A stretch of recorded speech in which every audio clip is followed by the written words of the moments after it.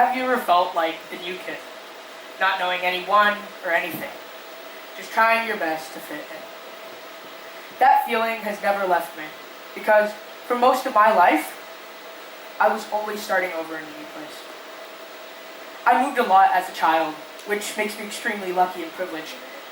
I lived in Hong Kong for a large portion of my life, when suddenly, my mom got the opportunity of a lifetime to start anew in Melbourne. I followed her halfway across the globe and called that city home. For the first time ever in my life, I was the odd one out.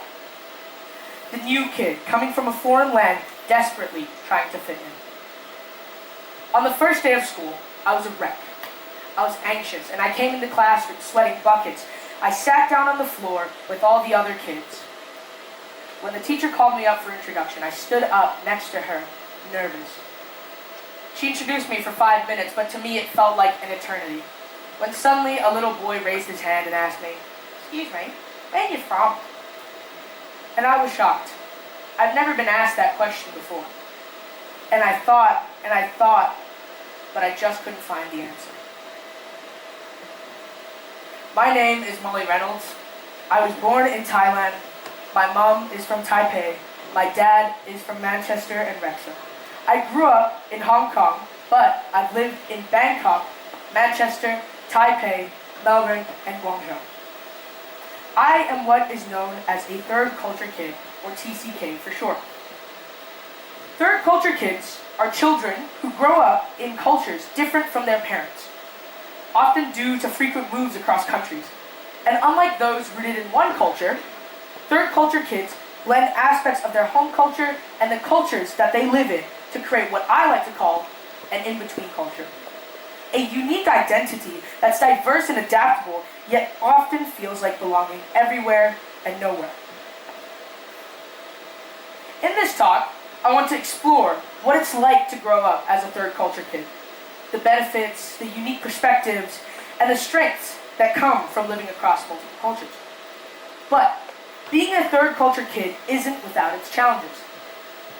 There's often a sense of belonging everywhere and nowhere, like I mentioned earlier, grappling with identity questions and feeling disconnected from a single place or cultural norm. Today, I'll share how I've learned to embrace both the positives and the negatives that become me, a third culture kid, and how these experiences have shaped who I am. Being a third culture kid embodies the essence of multiculturalism. But why is that important? Let's start with empathy. Moving between cultures exposes you to ways of thinking and living that are completely different from your own. When I first moved to Melbourne, I wasn't used to the informal styles of classes. In Hong Kong, when your teacher walked into the classroom, everyone shoots up and bows. "Good morning, Mr. Chan." And when class was over, Mr. Chan would get up, and you best believe we all had to stand up and thank him, even if his class was mediocre at best. But in Melbourne, I witnessed my classmate walk up to the teacher and call them by their first name.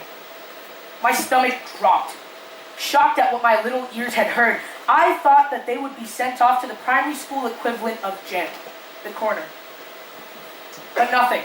Absolutely nothing. You could refer to your teacher by their first name, and it was completely okay. You wouldn't vanish into thin air or spontaneously combust.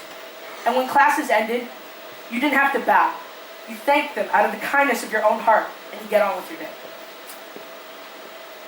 This specific ability is what you call seeing the world through other people's eyes. And a study published in the Journal of Personality and Social Psychology found that exposure to cultural diversity is associated with increased cognitive flexibility and empathy. It's almost as if your mind expands to hold multiple perspectives, making you more open-minded and tolerant. This isn't just about understanding different customs or languages. It's about fundamentally grasping that there are countless ways to live a life, not just your own. When you grow up learning how other people think, It's normal, and it challenges your own worldview. You start to realize that the things you once took for granted as normal are in fact just one of the thousands of possibilities, infinite. One of the benefits of this exposure is that it naturally helps break down stereotypes and biases that you hold. Instead of relying on preconceived notions, you learn to approach each person and situation with fresh eyes, appreciating what makes everyone unique. The more diverse our experiences, the better equipped we are to bridge divides and work together in a world that's constantly changing. This is especially relevant in today's speech and today's topic, change. Where cultures blend, borders blur, and identities evolve, we learn to appreciate values other than our own. That makes us become more accepting and tolerant, traits that are absolutely essential in today's increasingly interconnected world. But it's not just about empathy. Multiculturalism also fosters innovation and creativity. Some of the most groundbreaking ideas come from people who think differently from us, who don't see the world in the same old ways that we do. A 2018 study in the Harvard Business Review by Allison Reynolds and David Lewis showed that teams with inherent diversity, which is diversity in members' backgrounds and perspectives, produced more innovative results than teams with acquired diversity, or diversity through experience and training. Why? Because when people with different cultural experiences come together, they bring different problem-solving approaches. This cross-pollination of ideas sparks new ways of thinking and opens up avenues for creative breakthroughs that may have never been achieved or emerged in a more homogeneous environment. However, despite all these amazing benefits, we do have to acknowledge that simply embracing the idea of multiculturalism isn't enough. But in a way, third culture kids are proof of how diversity does breed innovation. We're used to blending cultures, adapting to new situations, and coming up with creative solutions to fit in wherever we are. Whether it's figuring out how to navigate a new social environment, adapting to a different education system, or simply learning how to switch in between languages, third culture kids develop a kind of flexibility and creativity that's hard to teach. Diverse teams have been shown to outperform their more uniform counterparts, highlighting how multiculturalism can be a powerful engine for progress. Like I mentioned earlier. However, all these benefits are amazing, but we do have to acknowledge the elephant in the room, and that is how the idea of multiculturalism and the mentioning of it just is not enough. Because it is easy to talk about the value of diversity, but it's much harder to actually implement it in a meaningful way. Like I said, a 2018 study found that the endorsement of multiculturalism can be strategically used by dominant group members to give the impression of tolerance and openness, without accompanying this with concrete actions to promote equality and address discrimination. It's like your boss saying he cares about you and your other coworkers, but he doesn't pay you more than the minimum wage. It's more about looking good than actually doing good. Similarly, a 2015 paper argued that the embrace of multiculturalism as an idea can paradoxically undermine support for policies that would actually create a more diverse and inclusive environment. The popularity of multiculturalism can sometimes make it a more symbolic gesture than a practical tool for change.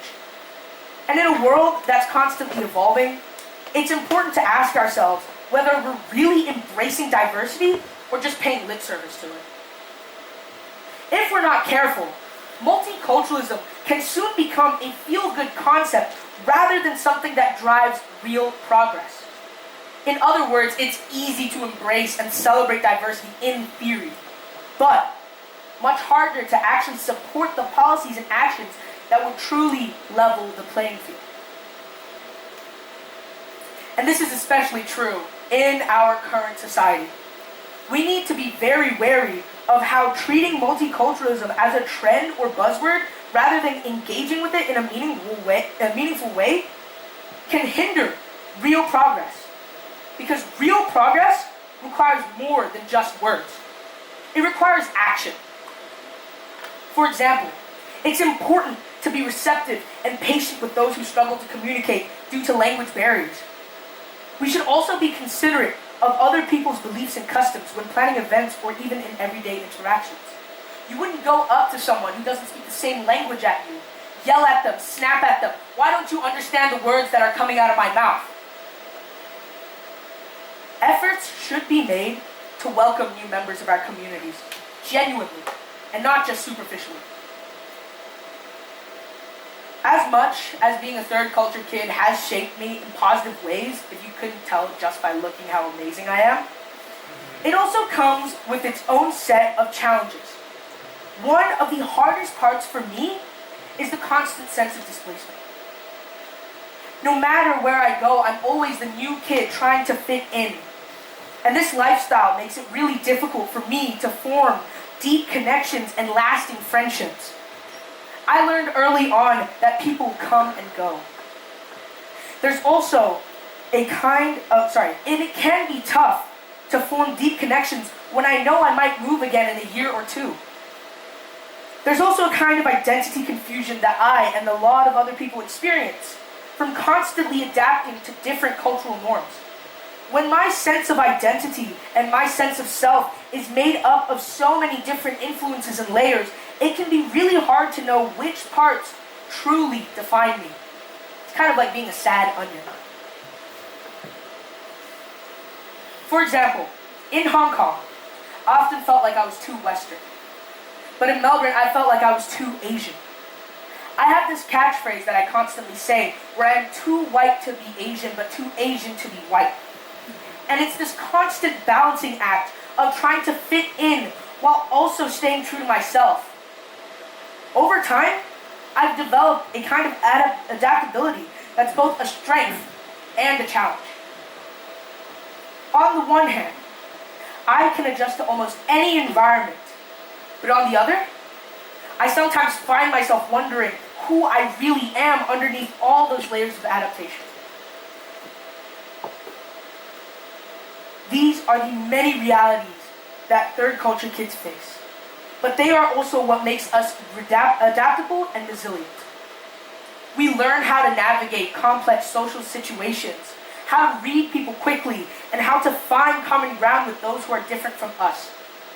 And in a world that's constantly changing, these skills are once again absolutely essential. As someone who has internalized the complexities of a multicultural upbringing, I believe that multiculturalism holds immense promise, but it also requires a commitment to meaningful change. In a world that's always shifting, being able to adapt, appreciate diverse perspectives, and bridge gaps between cultures isn't just an asset, it is essential. The key is to engage with multiculturalism in a way that's more authentic and not just performative. We should embrace it as a way to learn more about one another and to become better, more connected human beings. Our world is changing faster than ever. Cultures blend, borders blur, and identities evolve. And for third culture kids like myself, this constant change is nothing new. We've been living in this in-between space for our whole lives. The challenge and the opportunity lies in finding stability within the flux and in using our diverse experiences to contribute positively to this ever-evolving world. As we navigate the shifting landscape, we have the opportunity to shape the future by bringing our unique perspectives together. Adaptability and creativity are also some skills that we should implement in our daily lives. The question isn't whether the world will change, it's how we'll change with it. For third culture kids and those who embrace a multicultural mindset, The answer lies in finding strength in diversity and using our experiences to make the world a more connected and empathetic place. So I urge all of you today to not only just listen to the words that are coming out of my mouth, but to actually implement this. To look at the other people in your lives and take their experiences, hold them in your heart, and hold yourself accountable. Because we can truly be the difference that we need to make this world a better place. Thank you.